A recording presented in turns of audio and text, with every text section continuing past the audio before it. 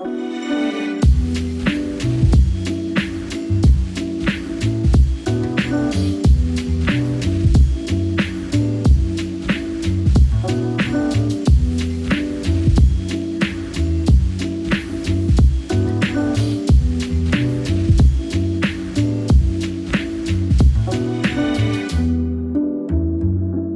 are really one of the ways that men can express their sense of style.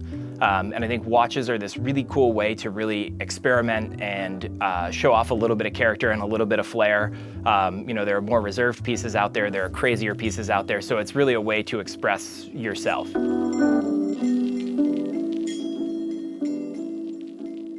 So let's start with the first question. How did you get into watches, and what was the first watch you ever owned?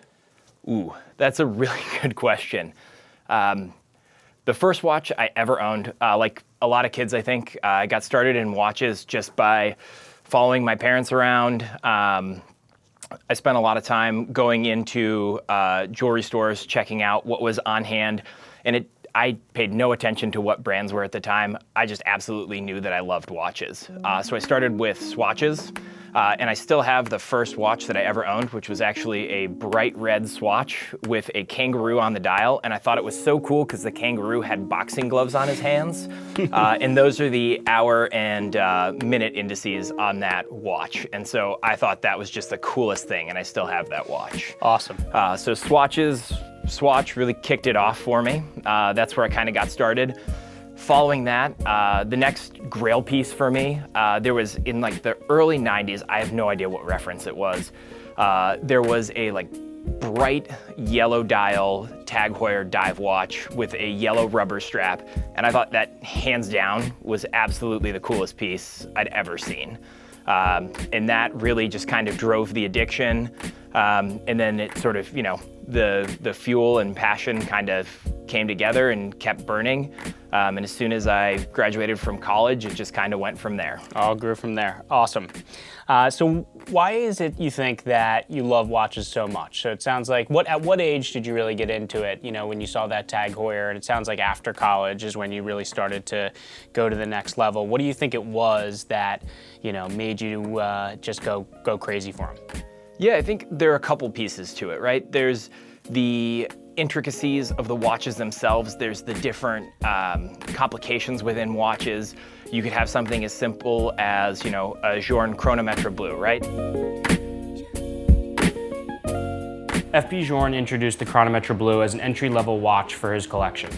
With its tantalum case, a material unpopular with most watchmakers, the watch is quite unique. It features the most complicated dial to manufacture in the F.P Journe collection, with roughly a 30% success rate at the brand's in-house dial manufacturer. Since its release in 2011, this special timepiece has dramatically increased in value on the pre-owned market. It's a time-only watch with hours, minutes, and seconds displayed. There's no power reserve indicator, there's nothing like that. There are grand complication watches out there, there are minute repeaters. There's all this cool stuff that's out there in the watch market. And I think that really started to resonate with me, that there are so many different watches in the world, and I thought that was just the coolest thing.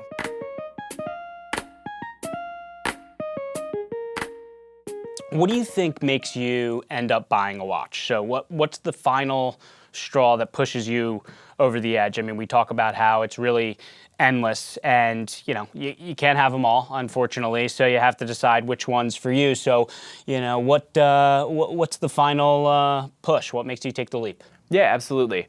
When it comes to actually selecting a watch, to finding a piece, there are a couple of things that really make a difference for me. I'm a big bracelet guy, so anything on a bracelet immediately draws my attention.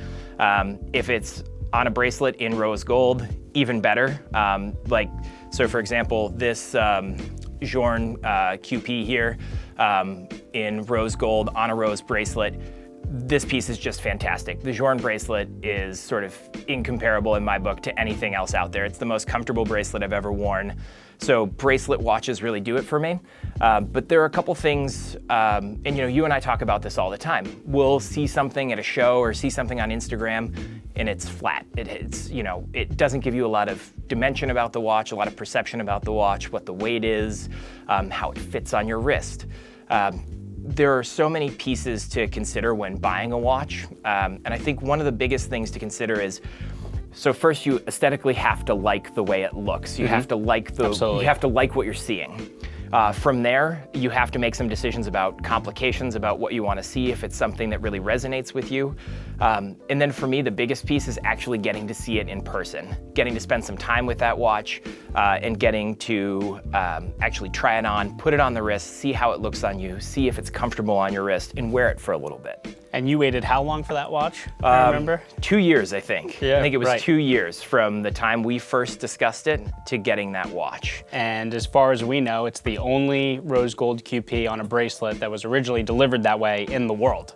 So a cool feature of F.P Journe watches is you can switch over the bracelets and the straps. But you know, that could be very well the only one that's out there, which is super cool. Yeah. And you know, the other thing is, so, you know, like waiting for this watch makes that watch all the more worthwhile. Absolutely. You just kind of wait, you see what comes back, and, you know, waiting for this watch justifies this watch entirely in my mind. When it comes to, you sometimes hear people say, oh, I want to consolidate my collection. Absolutely. Or I want to have, you know, I've seen people go, you know, it's almost like an accordion. Like they'll have like, you know, 25 watches and then they go down to 10 and then they want more. So do you think it's that the more you have, the more you appreciate every individual piece? Or do you find that you gravitate towards, you know, a few pieces more in your collection? Or what's your take on that? I mean, obviously, you know, we would want to have them all, but if you can't, what's your opinion on whether to have a few nicer pieces that you appreciate more and wear more often, or have a wide variety? Yeah, that's a really good question. When you start collecting, you see cool things. You know, you see a Patek 5167, the Aquanaut. You fall in love with that piece, you acquire that piece, and then you fall in love with a grand complication, and you just keep progressing from there. There are certain pieces I think that are really important that, you know, like that first piece that you want to hold on to. And then I think there are other pieces that kind of ebb and flow throughout your collection. And you've seen this with me. I've collected a large number of pieces and sort of carefully whittled it down to a very select few watches that really have a lot of meaning to me and that I really love wearing. And for me, one of the things is just the story behind the watch. Again, back to the QP. You know, it's probably the only one delivered on a rose bracelet in the world, and it's a watch that I waited 2 years to get. And I think that makes that watch incredible. Right, you'll never get rid of it now. Yeah. No, and like, you know, watches for your wedding, or, you know, in certain vintage pieces, you know, if you look for Rolex GMT Master, you can find very cool pieces with really cool stories behind them. So for me, it's all about having a carefully sort of curated selection of watches that you really love wearing, more than having all of the watches and really taking care to collect pieces that maybe people on forums consider to be very important. Right. It's all about your personal style. I think it's something that's the biggest mistake I see made regularly is people listening to others when it comes to what you should have and whatnot. I mean, you know, people chase the watch that everyone else wants to have, and when they get it, they're soured by it because they realize, you know what, this isn't for me. It's like what everyone else wants or what everyone else has or is chasing. And, you know, I think that you got to really pay attention to your own taste and what makes you happy, because it's really, you know, at the end of the day, it's what you're wearing. It's about you and your time. And tastes change regularly. I mean, this is a case in point right here. Here's my latest acquisition. And I would have told you 2 months ago there was zero chance I would ever. And I've made fun of you vehemently for owning that watch. And I get, you know, ridiculed a little bit, and I couldn't be prouder to own this watch now. And some people have given me a lot of compliments on it. And, you know, it's interesting, I was taken away to the PGA courtesy of Omega, thank you very much. And I didn't at the time own a Omega myself.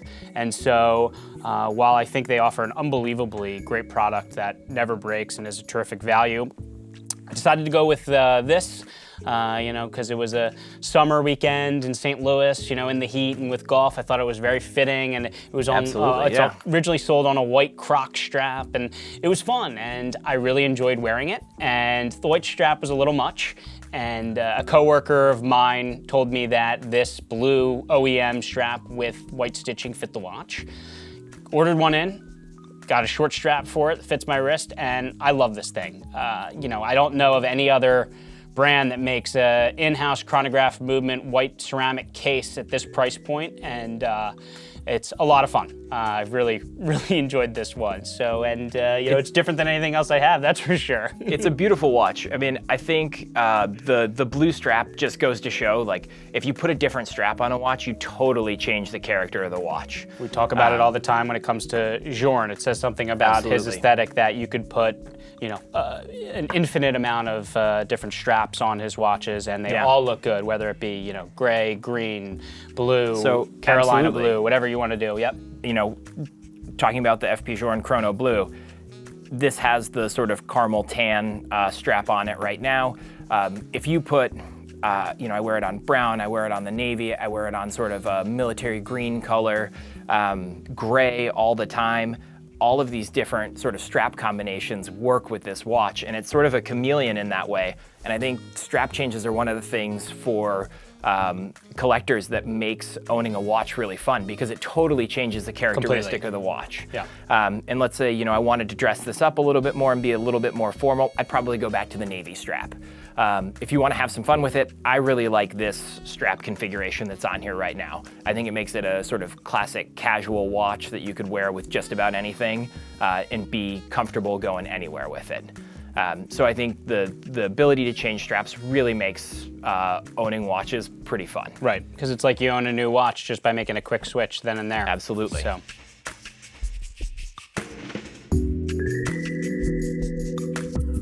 You seem to be most interested in watches from independent brands, both big and small. In 2016, you were on our factory trip to Patek, which was insanely awesome. And I know the Aquanaut's one of your favorite watches. You've had several different variations of it. So tell me about your appreciation for Patek, and then also some of the smaller independents that I know you love. I mean, we've already touched on F.P Journe some, but like De Bethune, we were looking at some of those earlier. Interested to hear your thoughts there. Yeah, absolutely. So it's hard to have any conversation in the watch world without talking about Patek. They are going to be the elephant in the room in every watch conversation. And I think a lot of people get into the watch world because you watch sports, you watch Formula One, you watch auto racing, you watch whatever it is on TV, or you read, you know, if you look at The Economist or the Financial Times, there are full-page ads for Rolex and Omega in those, you know, print media outlets. So most people's exposure to the watch world is, you know, Rolex and Omega, and then you see the ads for Patek Philippe right in print media as well. And so I think people, when they start getting into watches, they think, well, Rolex is probably the best that I can buy. I'm gonna go look at that. And then that just opens sort of the gates open at that point in time, and you start to understand what else there is out there in the watch industry, and what else there is out there in the watch world. And one of the first places I think that people go, or are led naturally, is Patek Philippe. And for most people, that is a Grail watch. They make amazing timepieces. And you mentioned the Aquanaut. I have a huge soft spot for the Aquanaut line of watches. You know, the 5167, the 5164. Love them all.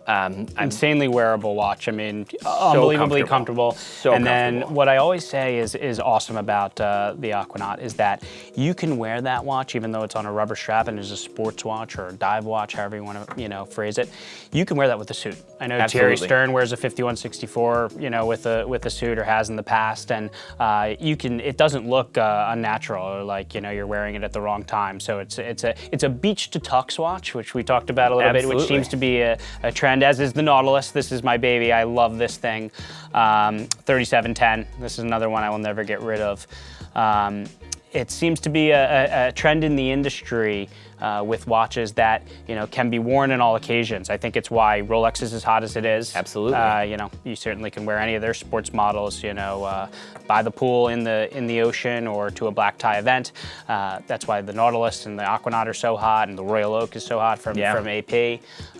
But, you know, the people still love strap watches too, and I think, but I do think that people are getting more selective on strap watches. I think that you have the big players dominating the bracelet watch game for the most part. And you have some other, the overseas and some other, different watches on bracelets that are still, I think, in the game and prominent. But I would, I'm just, this thought's just coming to me right now. I think there's a lot more competition or diversity in the watch industry when it comes to precious metal watches or strap watches than there are stainless steel sports models. Yeah, absolutely. I've owned the 5167, the Aquanaut in steel on a bracelet. Loved that, thought it was a very cool piece. I think that sort of when you're looking at let's just call it a luxury sports watch, you're automatically going to be drawn to a handful of pieces, right? Rolex is probably going to be the natural inclination for most people. Omega and the Seamaster range, both of those have, I would say, benefited from James Bond fame. And, when you see 007 wearing that piece, you kind of want that timepiece, right? It makes the watch a little bit more special. But then you get people drawn to, the Royal Oak from AP, which I think is, again, a fantastic timepiece. Iconic. Or any of the offshore timepieces. Notice that Gerald Genta is sort of a theme here in my He knew what he was watch doing, collecting. that guy. He did. He did. It's amazing. Yeah, the Nautilus is another one. So, you look at anything from Rolex, Omega, the Royal Oak series, the Nautilus series, and the Aquanaut series.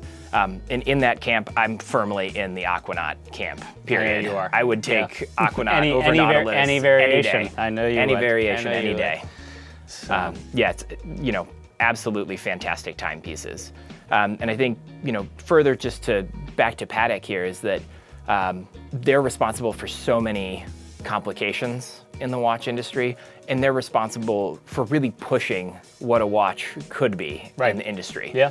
And I think given their history, given their independent nature, they're a fantastic brand to understand and to begin your study of watch collecting with them.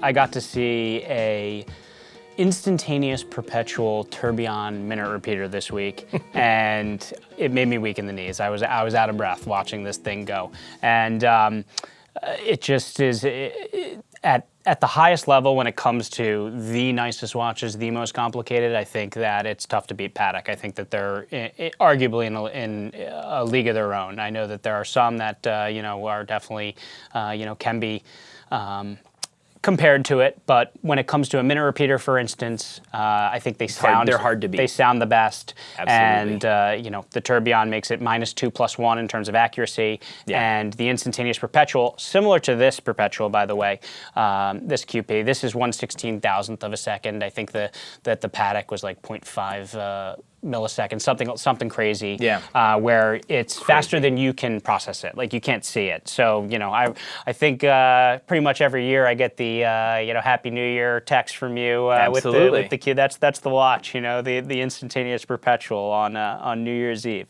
So, and then what do you think it is now in the industry? You see the big players are doing so well, the Absolutely, big names. Yeah. And then you see a lot of these smaller independents, getting traction. And I think it helps that, the economy's doing well and that social media has brought a lot of attention to the watch industry in general, and it's in an overall a good place now. But what do you think it is that is drawing so many people to branching off into these smaller, lesser known brand names that the average person wouldn't know? I've really enjoyed watching these independent watchmakers come up. Obviously, F.P Journe is probably one of my favorite independent watchmakers. Just from what you're seeing here, and we'll go ahead and take this guy off the wrist as well. This is the Journe Cenograph Sport. So in titanium, this watch is fantastic. It weighs 50 grams, or 58 grams, I think. And so with the independents, you get this, I think what you're getting is you're buying into that craftsman or that artisan's vision for what timekeeping should be. An awesome addition to F.P Journe's line sport collection, the Cenograph Sport features a patented 100th of a second chronograph mechanism, a titanium case and bracelet, an aluminum movement, and an aluminum alloy dial. Known for being so light you forget it's on your wrist, the Centigraph Sport offers a great value buy on the pre-owned market.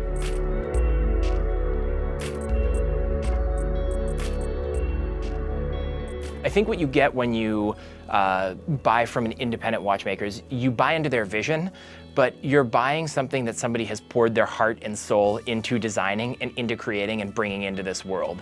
And when you know, with a lot of these watchmakers, they're not very big shops. So you have the opportunity to speak directly with the people who are making the watches and see their passion.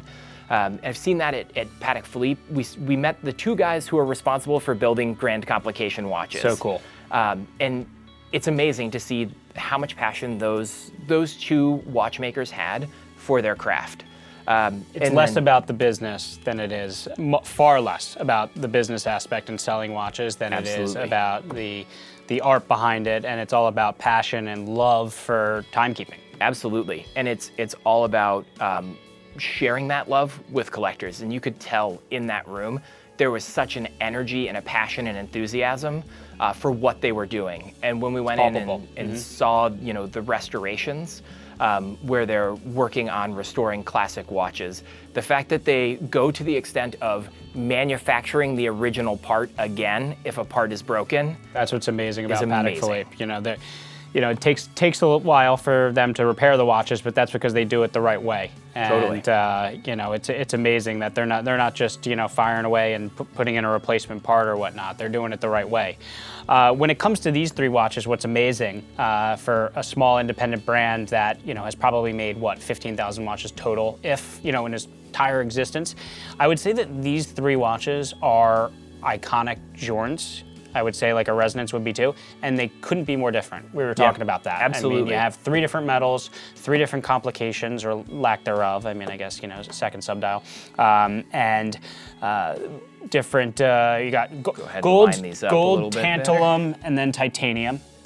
And you got 100th of a second chronograph, and you have a 1/16,000th of a second instantaneous perpetual, and they're all under the Journe brand, and I would say that everyone would that's into the brand would agree that they're all Journes and classic Journes, but they are so different. Yeah. Which is awesome.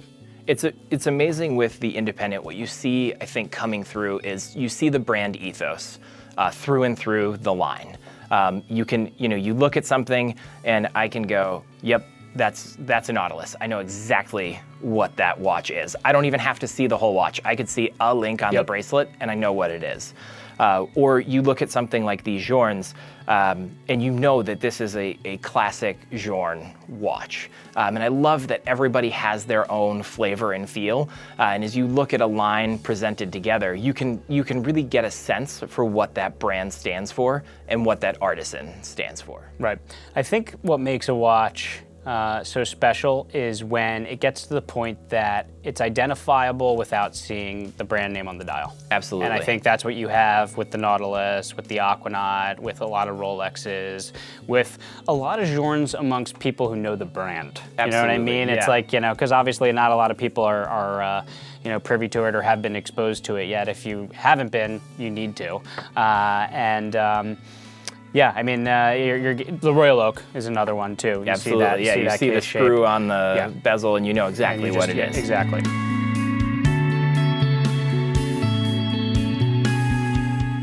Let's end with a very loaded question here. What is your Grail watch? And if you could own only one watch, what would it be?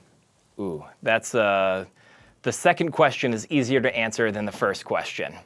For Grail watches, like you said earlier, you want to own them all, but it's just not reasonable to own all of those watches. I'm going to double down on this one because we talked about this earlier. I'm totally going to double down on my answer here and say that it would be the Journe Grand Sonnerie. And that's a couple of reasons. It's a minute repeater. It's in stainless steel, so it's relatively indestructible. Wearable. It comes with both the strap and the bracelet, which is awesome. It sounds fantastic.